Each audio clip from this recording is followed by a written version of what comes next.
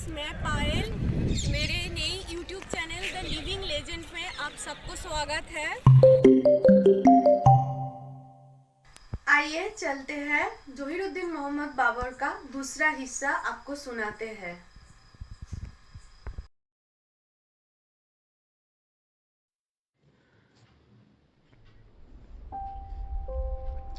आलम खान और दौलत खान ने बाबर को पानीपत की लड़ाई के लिए बुलाया था। बाबर ने लड़ाई में जाने से पहले 4 बार पूरी जांच पड़ताल की थी। इसी दौरान कुछ गुस्से में बैठे अफगानी लोगों ने बाबर को अफगान में आक्रमण करने के लिए बुलाया। मेवाड़ की राजा राणा संग्राम सिंह ने भी बाबर को इब्राहिम लोदी के खिलाफ खड़े होने के लिए बोला, क्योंकि राणा जी की इब्राहिम से पुरानी रंजिशें थी। इन्हीं सब के चलते बाबर ने पानीपत में इब्राहिम लोदी को युद्ध के लिए ललकारा। अप्रैल 1526 में बाबर पानीपत की लड़ाई जीत गया। अपने को हारता देख इस युद्ध में इब्राहिम लोदी ने खुद को मार डाला था। सबको ये लगा था कि बाबर इस लड़ाई के बाद भारत छोड़ देगा, लेकिन इसका उल्टा ही हुआ। बाबर ने भारत में ही अपना साम्राज्य फैलाने की ठान ली। भारत के इस इतिहास में बाबर की जीत पानीपत की पहली जीत कहलाती है। इसे दिल्ली की भी जीत माना गया। इस जीत ने भारतीय राजनीति को पूरी तरह से बदल दिया। साथ ही मुगलों के लिए भी ये बहुत बड़ी जीत साबित हुई। पानीपत की जीत के बाद बाबर की स्थिति भारत में मजबूत नहीं थे।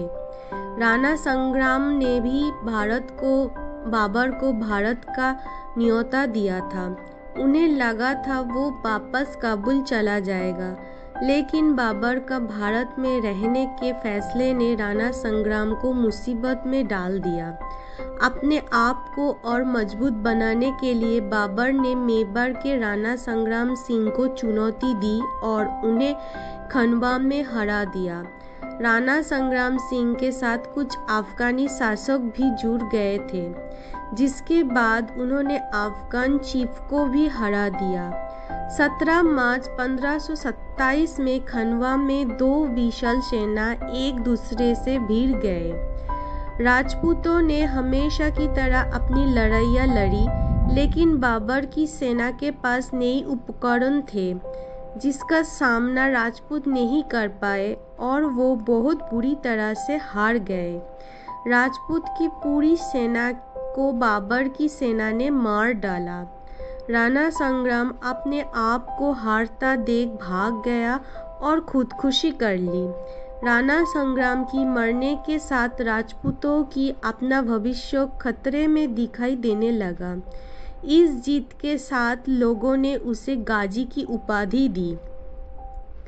राजपूतों की हारने के बाद भी बाबर को अफगानी शासक जी बिहार और बंगाल में राज कर रहे थे, उनके विरोध का सामना करना पड़ा।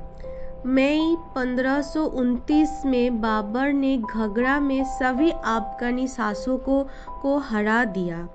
बाबर अब तक एक मजबूत शासक बन गया था, जिसे कोई भी हरा नहीं सकता था। इसके पास एक विशाल सेना तैयार हो गई थी।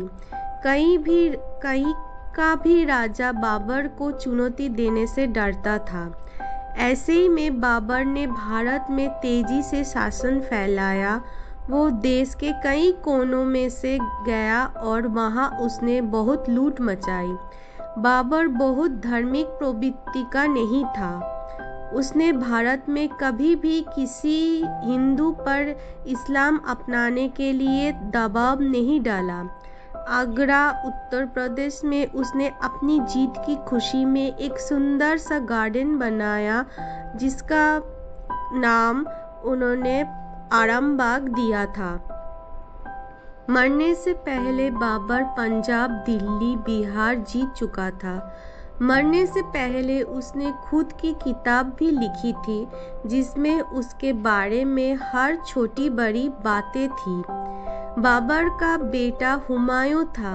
कहते थे जब वो 22 वर्ष का था तब एक भयानक बीमारी ने उसे घेर लिया।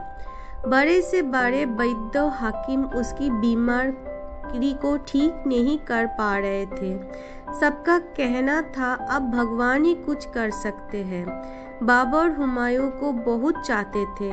वो अपने उत्तराधिकारी को ऐसे ही मरते नहीं देख पा रहे थे। तब उन्होंने एक दिन हुमायूं के पास जाकर भगवान से प्रार्थना की कि वो चाहे तो उसकी जान ले ले लेकिन हुमायूं को ठीक कर दे। उसी दिन से हुमायूं की हालत सुधरने लगी। जैसे जैसे हुमायूं ठीक होते गए बाबर बीमार होते गए। सबने इसे भगवान का चमत्कार ही समझा। 1530 में हुमायूं जब पूरा ठीक हुआ बाबर को मौत हो गई। बाबर का अफगानिस्तान ले जाकर अंतिम संस्कार हुआ। हुमायूं इसके बाद मुगल शासक बने और दिल्ली के गद्दी पर राज किया। आज के लिए इतना ही। नमस्ते। प्लीज़ आप सब लाइक कीजिए, शेयर कीजिए और सब्सक्राइब कीजिए और मेरे चैनल के साथ जुड़े रहिए। मैं आपसे मिलूँगा मेरी अगली वीडियो पे जो एक सुंदर कहानी के साथ है।